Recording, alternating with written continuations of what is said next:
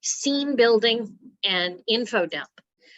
Setting building and info dump. That's the most common form of info dump, is overly describing the setting or the scene. Okay, so we've talked about and both of these slides, these are the slides that I've previously using setting through scene. So if you click on this, you'll go to that that slide set where we were talking about use your reader's familiarity with things to keep descriptions brief. The two takeaways from that: use your reader's familiarity with things to keep your descriptions brief. Scatter details throughout an entire scene rather than a paragraph here. He entered the room and noted the mahogany desk and the long paragraphs slow your action down. If you can also choose to put the detail as close to where it's interacted with in the scene. So if it's important to the scene, if it's important to the scene that the fire is already lit, then walk in and say the fire was already in the fireplace. But if there's an action of needing to poker up the flames, improve the flames, that sort of thing, then have them go get the poker, describe it being to the right hand side of the fireplace, and then using the poker to prod at the embers or at the logs. So you keep the detail about where the fireplace poker is, right until it's grabbed. This is not the same thing as a Chekhov's gun. Okay, this is not the same thing as a Chekhov's gun. If the gun is needed in a much later part of the story, it needs to be described as existing in the space before it's grabbed. But something that is simple action, keeping a character busy while they're thinking, keeping a character, they have a nervous tic, they have an anxiety, and they need something to do with their hands. And you describe the fact that they pick up letters off the desk, or they pick up pictures off of the mantle, that type of thing, because that's characterization. You don't necessarily need to go into who is in the picture that they pick up, unless who's in the picture creates a conflict element in the story. Okay, if what you're doing is characterizing a tic, the description can be generic. If what you're doing is characterizing something that's going to be useful in the story, then you pick your details and elaborate, but keep those elaborations to the essentials. Okay, and that's the basics of these two previous sets. Okay, today I'm going to focus on character, having multiple people in a space that you need to personify, that you need to describe. Often this happens with ensemble casts. Imagine trying to write the opening scene of Bridgerton at one of the elaborate parties. Think about how many people were there. But what we did in Bridgerton is we introduced ourselves to a couple of characters who then became our entree to meet a couple more, who then became a couple more, So you grew the ensemble in very organic interactions rather than meeting all of them at one party the first time. Okay. So when you have a character on screen or a pair of characters on screen, you're trying to convey how they're connected to each other. You're trying to convey how they feel about each other. You're trying to convey any sort of background information that colors their relationship. The Romeo and Juliet. You meet Romeo and you meet Juliet. But at the same time, you already learned that he's a member of this family, and you've already learned she's a member of this family. In their first time meeting, the only comment there is, I wish you didn't have the last name you have. So that's how you keep that small. You keep it essential to the interaction that's focused in the scene. And so when you're revising, you can write it out. And we're going to see an example of having some information written out. Okay. But when you revise it, because it's an info dump, don't get rid of that information. Hang on to it. It may actually be more pertinent to bring up at another place in the story, either earlier or later. Okay. But focus on what details are crucial to the immediate situation. Okay. So what do you do with the excess information? Once you've determined it's excess, if it's relevant at some other point in the story, move it there. Okay. If it's not relevant, as much as it came out in your character sheet, it's that much detail about this situation is not relevant. It should be deleted.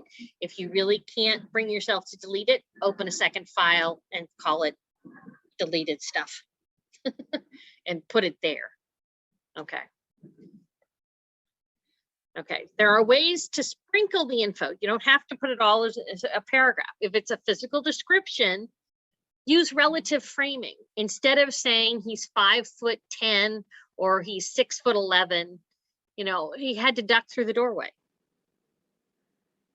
Describe it in narrative as the point of view character sees him duck through the doorway. Or if it's his point of view, he ducked through the doorway, but obviously not far enough. His hair still, he felt his hairs move, as he skimmed the, door jamb, top of the door jamb. You can also use internal dialogue. He's taller than me. Or, oh my goodness, he dwarfs his wife, that type of thing. And exact figures are less important than relational ones. You might have in your character description that somebody is 6'3" and their partner is 5'2", and stuff like that, because that's how you work on your character sketch. But what really creates conflict or interesting moments in the story is the relationship of those two heights. The fact that he's always bending over to kiss her, or he lifts her up into his arms to kiss her, that sort of thing, in order to compensate for the height difference.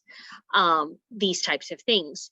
That's useful information to the story in terms of actually creating things, rather than constantly saying, he's so tall, she's so short. Okay, and context and background. You need to say that they're childhood friends. We've talked about this before. You need to show their childhood friends rather than just say so. And there are all sorts of ways to do that. How do you recognize your own childhood friends that you talk to now? Not all the time does, that one incident on the playground come up, but there's an easiness. There's a different interaction between you and that lifelong friend, and you and somebody you've only known a shorter period of time. And it has to do with how you talk to each other, much less than what you talk about. So paying attention to those kinds of details to bring that information out, rather than always having an anecdotal story on the tip of your tongue, that sort of thing. There are characters, and maybe I shouldn't be so absolute. There are characters whose purpose in life is to constantly bring up the anecdotes in your past. That's how they function. But that's a unique character situation. So those are the types of things that you need to think about. Is this character really about all of that in the past stuff? Are they always the one trying to relive their glory years, and how everybody relates to them from their glory years? Or is this somebody who, that's how I met you, but we now have this other level of relationship and we talk about that stuff? Okay. If you do find yourself describing several lines about a character in order to to show this, if it's not the character speaking, try and keep it as brief as possible. All right. Links on the third slide. When main characters are surrounded by lots of friends or coworkers, this can get messy. If you click on the word messy, I'm going to take you to a scene that I was working on this week. Mess. All right. So let's take this over here so that everybody can see it. When you were talking about a character that just was relating stuff about himself, what came to mind for me was Gaston in Beauty and the Beast. Yeah. Oh, I love Gaston. That song is, it stops the action because he needs to draw attention to himself, but it's characterizing, but it also doesn't move the plot forward very far. So in terms of a example of why belaboring about a character can slow down pacing, that's a really good example. So, all right. So we have just 621 words here. Okay, this is essentially the first scene of the story. Okay. The author did not include any sort of description of who said the line. We don't have any physical location. Okay. We get a hint that it's somewhere in a hospital because we have 4 doctors, a patient, and his wife. But is it in an office room? Is it, in a patient room? Those types of things. So, now, giving us a detail of the character's name. Okay, something brief.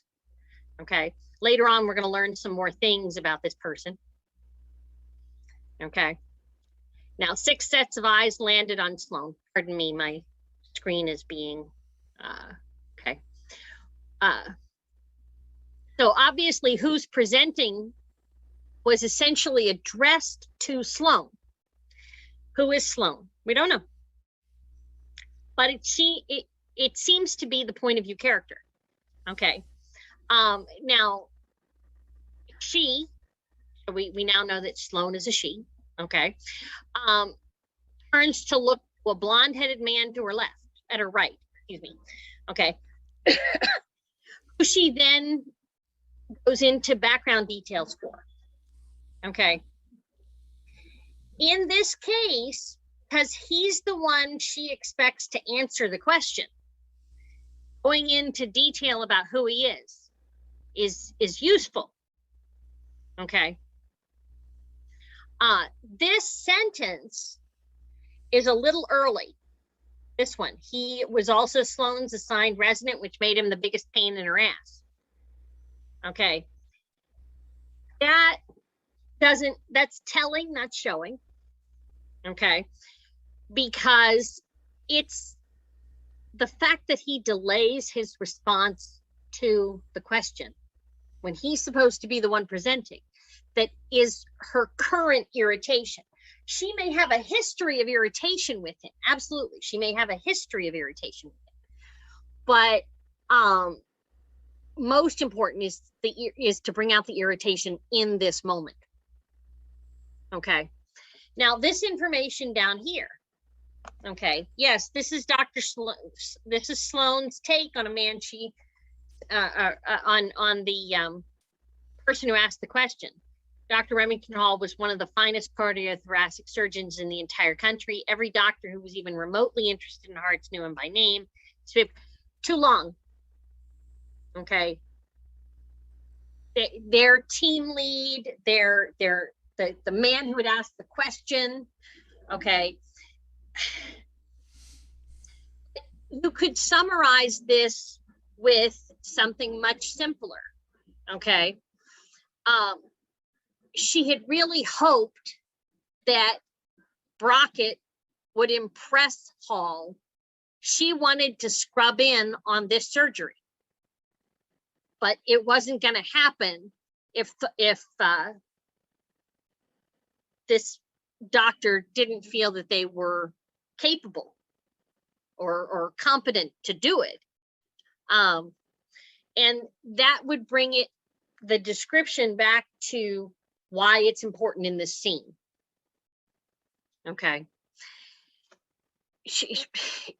If he's written textbooks later on in the scene, she points out that she spent, in another scene, she points out that she spent the last several weeks reading his textbook.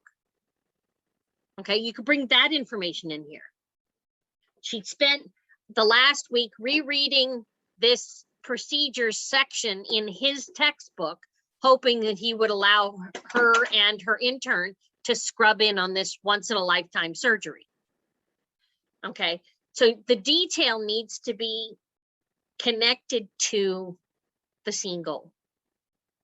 Okay, so finally, Brockett presents the information. Okay, two things that are troublesome, were troublesome here, is that the dialogue was buried among all of this reflection. If the dialogue is important, okay, because it moves the scene forward, it's either what Dr. Hall wanted to hear or it's not what Dr. Hall wanted to hear. It needs to stand out so that both the reader and the characters notice it's happening. So separating dialogue from long passages of description, of relational description, is very useful. Now, she realizes right down here that her scene goal isn't going to happen. Another doctor, not her doctor, but her intern, but somebody else came by, told them all about the procedure, and eased their nerves. Oh crap. Being shown up right in front of her idol,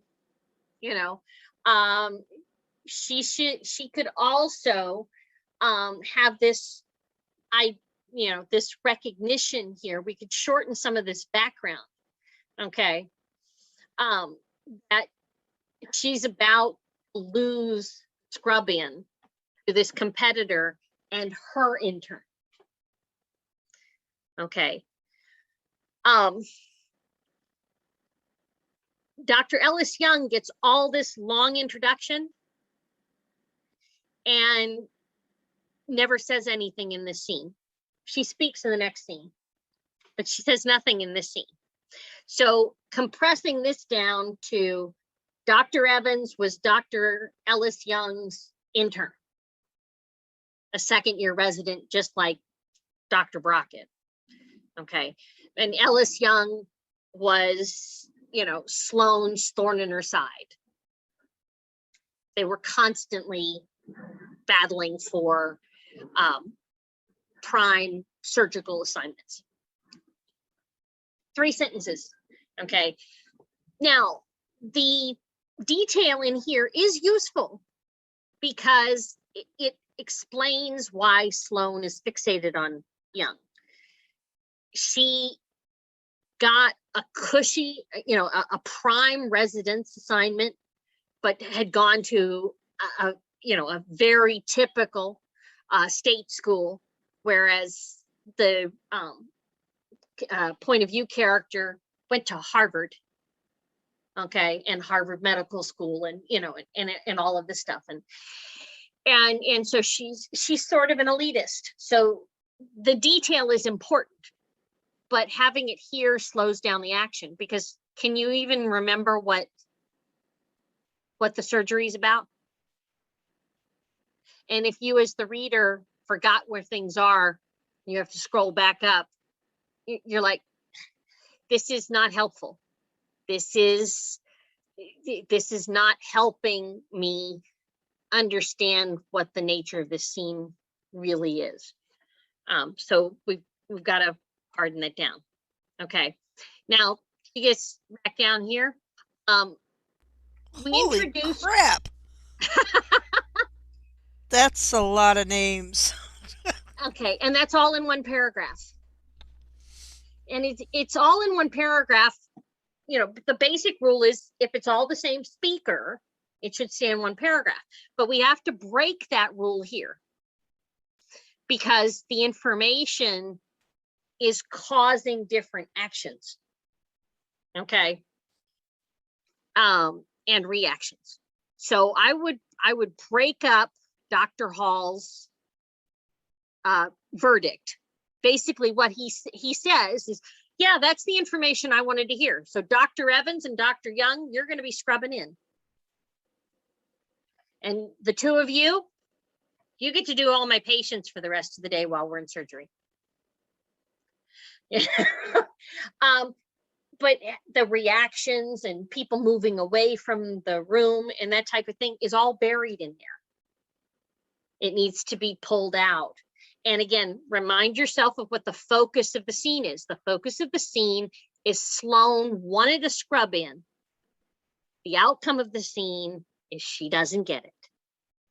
All of the whys and wherefores and hows are what the scene is showing us. And we need to let the scene go ahead and show it to us. Not with a lot of background, but with a lot of more immediacy.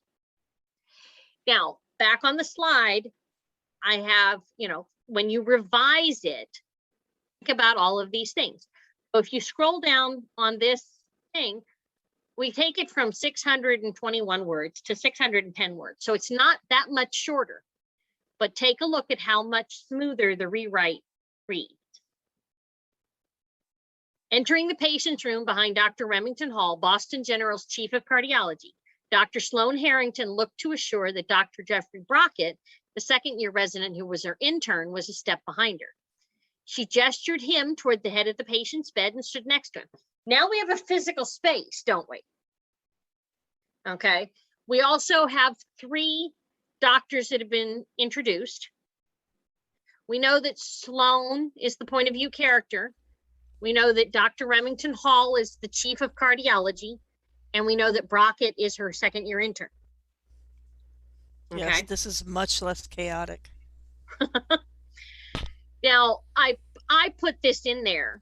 Sloane gave Eric Mertz, the patient in the bed, and his wife Mary on a chair next to it, each a smile. Okay. But again, situating some beings in the room. We are now in a patient room. Okay. And we have defined the space, allowing the reader some assumptions in their head. We're not saying, walked around the cardiogram machine or the pulse machine or the IV drip or what. We're not saying that, but we are allowing the reader to fill in some of those gaps. We have a space. And this way, Eric and Mary don't just pop right out of the blue. Yeah. Because we've already been introduced to them. So yeah, it's not like they're popping out of thin air. Yeah. On the other side of Mr. Mertz's bed, Dr. Hall leaned forward and shook the patient's hand, his smile easy. Then he looked up. Who's presenting? All eyes on Sloane, she instead turned to Jeffrey. Okay. Now, I took out his physical description. Why would I take out his physical description? It's not relevant. It's not relevant. Okay. Now, his eyes and the color of his eyes and what his eyes are doing is relevant because this is that battle of their eyes that was like 5 sentences long in the previous version. So the fact that he has green eyes, you can take advantage of that and use the idiom that his skills are green. He's inexperienced, right? Okay. And describe his eyes as green as his skills and shimmering with uncertainty. Boom, you're done. Now she nods toward the bed. That's the silent signaling. We don't need to add that detail because she's already directed him where to stand. She's already, the nodding and the gesturing has already been determined to be her method of communicating. I need you to do this next. She doesn't speak. So nodding toward the bed means it's time to talk. You're telling the patient. And that's the other thing that was not present in the original version of the scene. It was very clear that Brockett was just sort of speaking to space. What really happens in a room is you explain to the patient what's happening. So making sure that the patient is the one you talk to. I don't want Jeffrey to be a complete asshole. He's a second-year resident. He would know you don't talk to the room at large. You talk to the patient.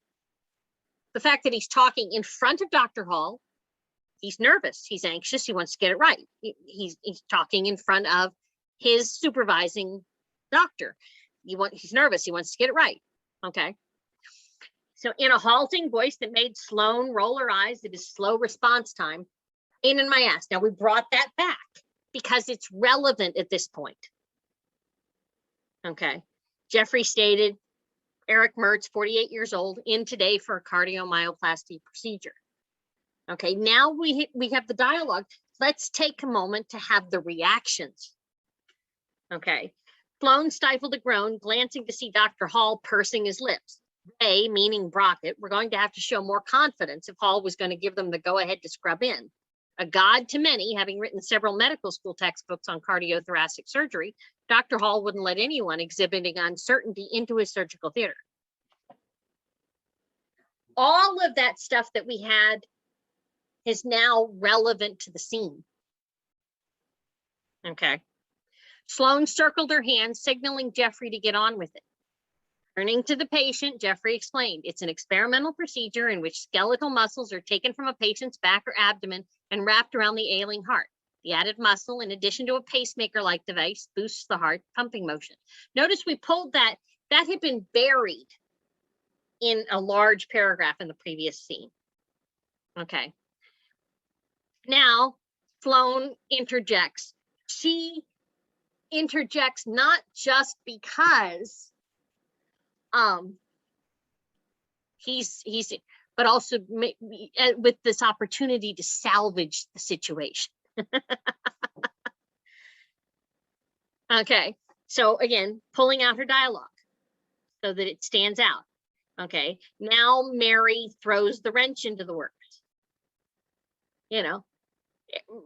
Mary, Eric's wife, looked up to Sloan, but then slid her gaze toward the door. Rather than list all of the doctors who came in at the beginning, there are two other doctors standing off in the background. Okay. Following the look, Sloan inwardly groaned. She recognized her competition. Now look at how short introduction is, Evans and Young. Okay. Evans was another second surgical resident, shadowing the doctor standing beside her, Dr. Ellis Young, a fellow from Sloan's own group.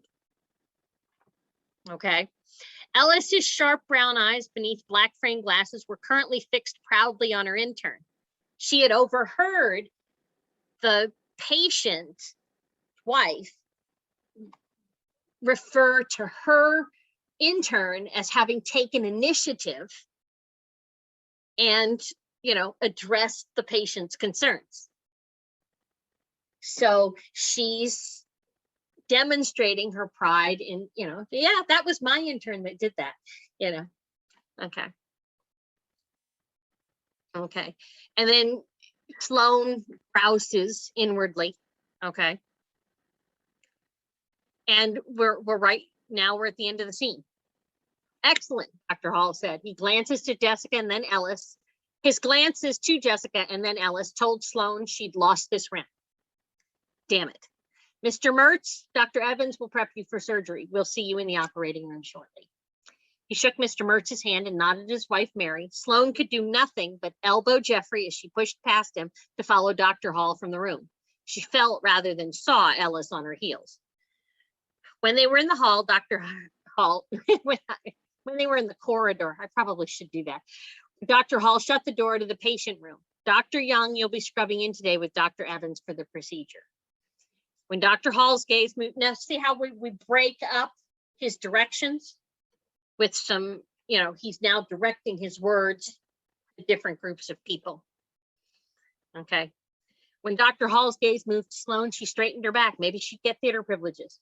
Dr. Harrington, I'd like you and Dr. Brockett to tend to my post-op patients and manage any surgical ER patients while we're in surgery. Sloan tried not to deflate, though she felt punctured by the clear disappointment in his eyes. So, it's not perfect. I admit, it's not perfect. But can everybody see how it's an improvement? Is there anybody here who wants to go over why that's an improvement over the previous version?